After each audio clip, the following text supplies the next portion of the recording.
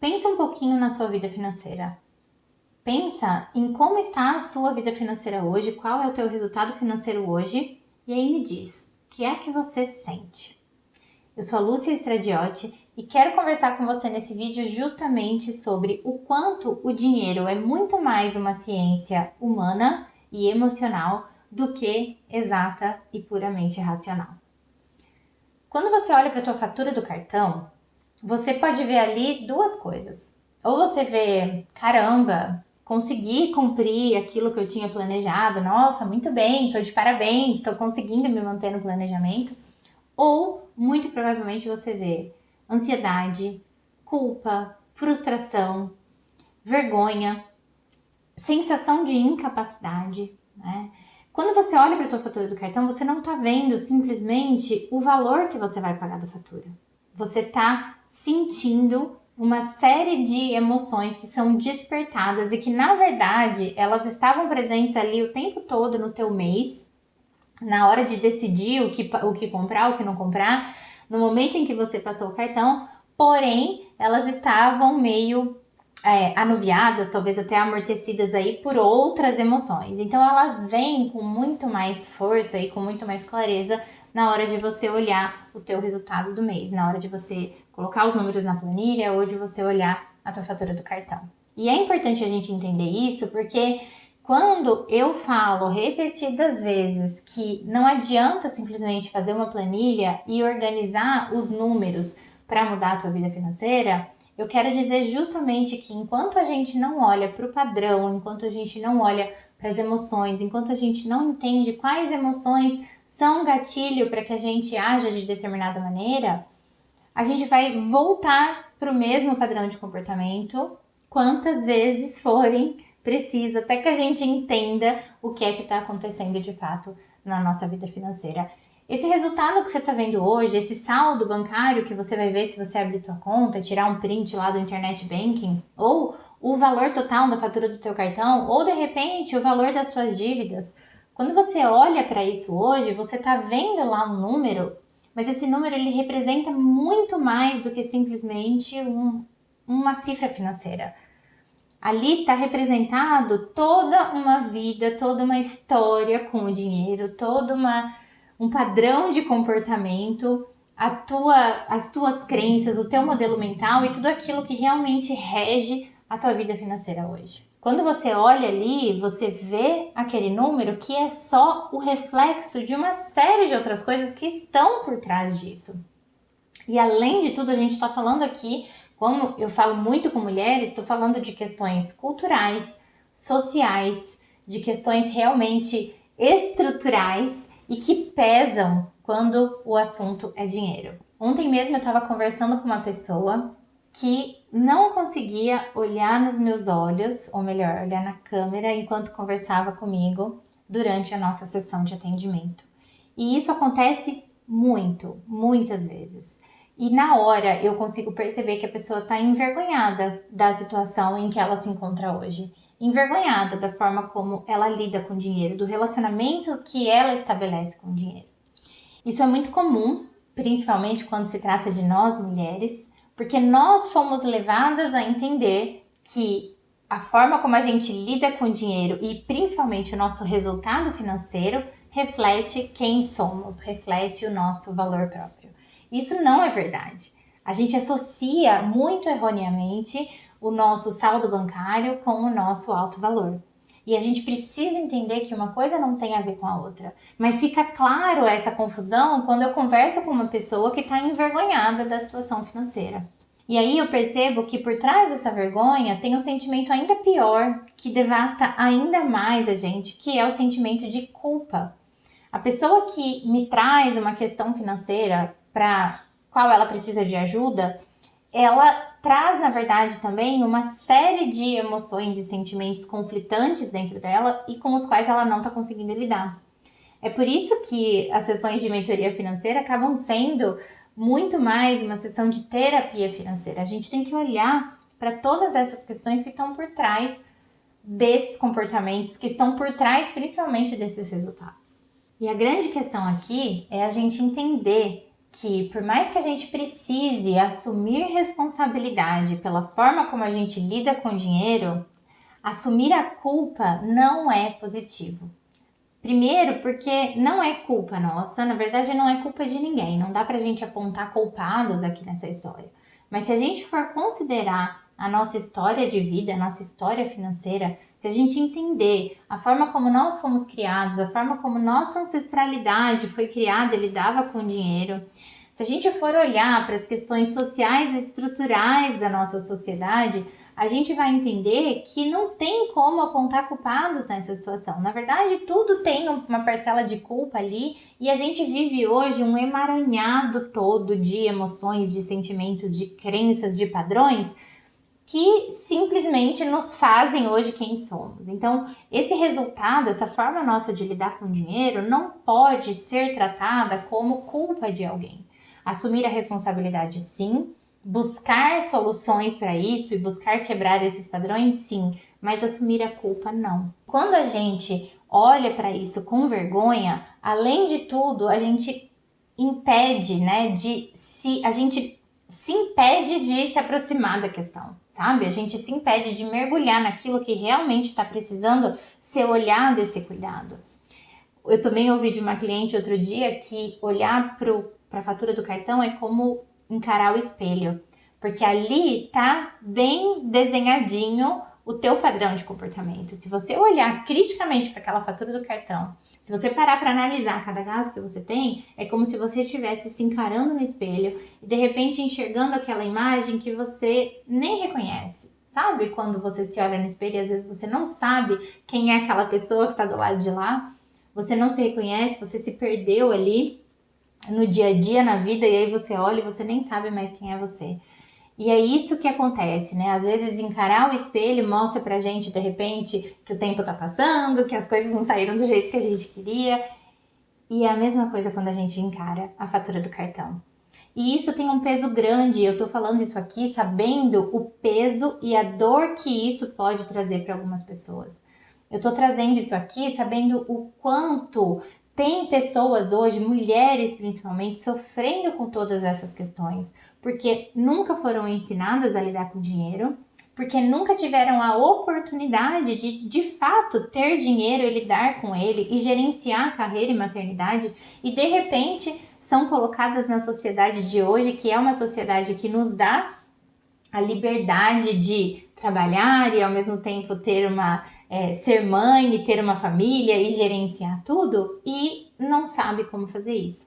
E não sabe como lidar com tudo isso. E nunca entendeu que, na verdade, o gerenciamento financeiro, ele começa no gerenciamento emocional.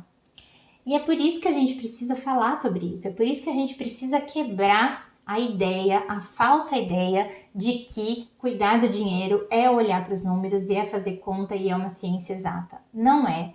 A gente precisa olhar para a pessoa que está por trás do dinheiro e cuidar dessa pessoa para que aí sim a gente veja resultado realmente efetivo na vida financeira. Então, se hoje você tem aí problemas financeiros de qualquer ordem, tá? Pode ser que você esteja me ouvindo e pensando, nossa, eu tenho dívidas. Ou pode ser que você tenha aí um hábito, de repente, de comprar por impulso ou de consumir além da conta. Então, não chega a ser consumista, mas acaba consumindo sem planejamento.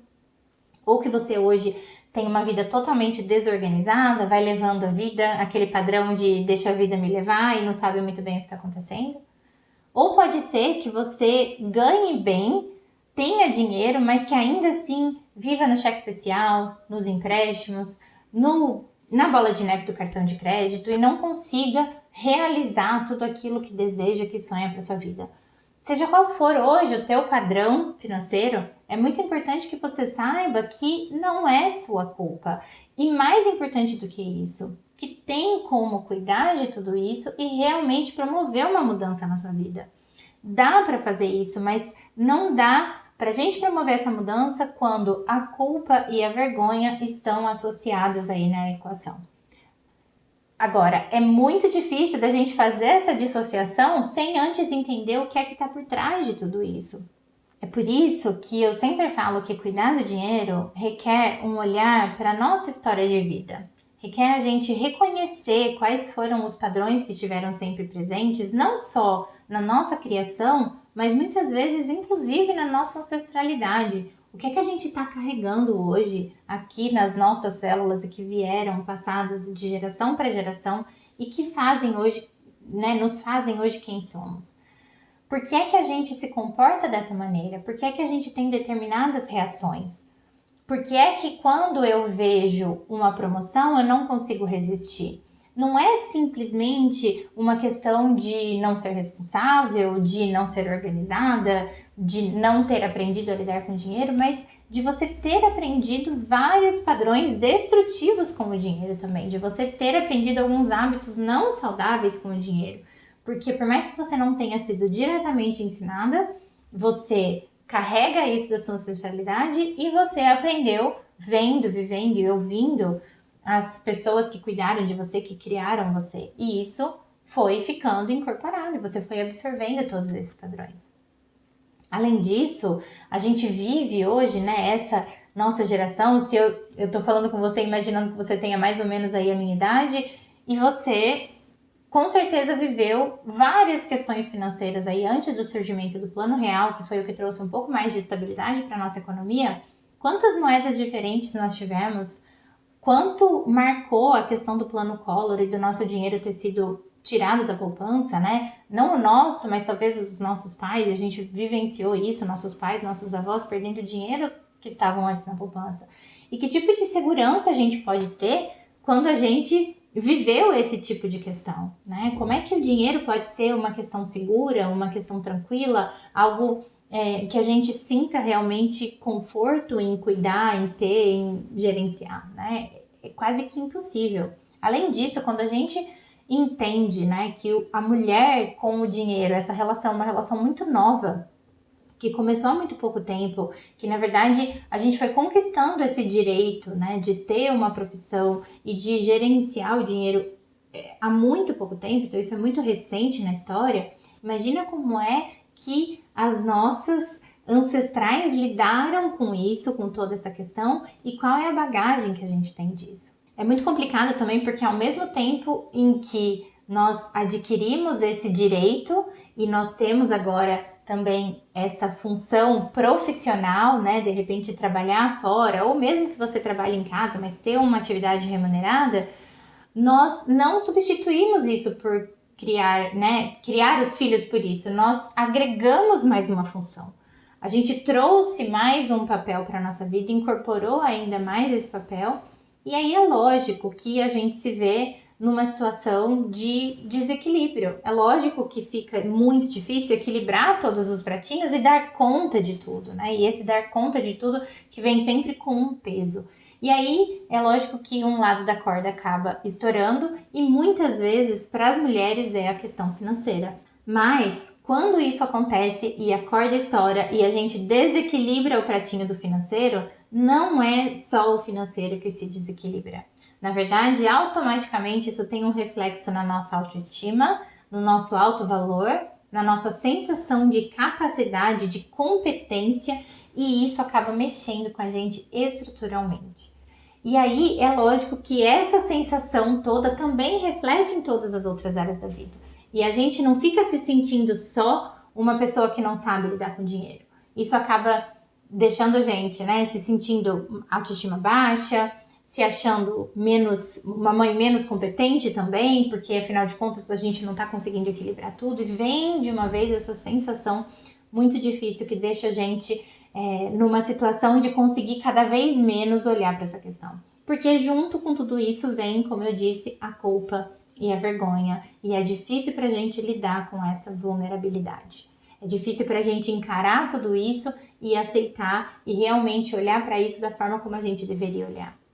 Até porque não existe essa abertura hoje, né? É difícil encontrar alguém que fale de dinheiro com acolhimento, que fale de dinheiro com esse olhar de cuidar das emoções e realmente entender o que é que está por trás disso tudo. É como se o fato de você hoje não ter uma reserva te fizesse uma pessoa pior. O fato de você hoje ter dívidas te faz uma pessoa muito incompetente, te faz uma pessoa desorganizada. E muitas vezes essa comparação não vem só do externo, mas vem de dentro de casa mesmo. Às vezes a gente compara a nossa forma de lidar com o dinheiro com o marido, e eu falo isso porque eu atendo muitas mulheres que vêm com essa questão, que trazem essa questão de que o marido lida bem, o marido é mais racional, o marido não compra por impulso.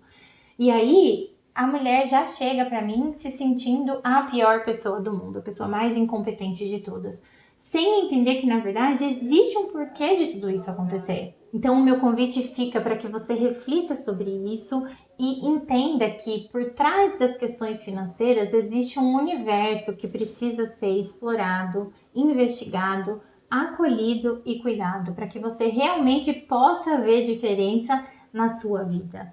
Então eu não estou falando aqui só de dinheiro, eu estou falando realmente dos sentimentos, das emoções. E se você fez aquele exercício lá do início de pensar um pouquinho em como é que você se sente quando você olha para os seus números hoje, você deve ter entendido bem o que eu tô falando. A gente nunca olha para os números e enxerga número. A gente olha para o número e enxerga ou um atestado de que a gente está indo bem, ou um atestado de que a gente realmente não leva jeito para aquilo, de que a gente realmente é incapaz. E tudo aquilo que a gente já acredita sobre nós mesmas, que é uma grande questão, né? A gente carrega com a gente essa questão do nosso alto valor muito forte. Eu falo a gente, assim, nós mulheres.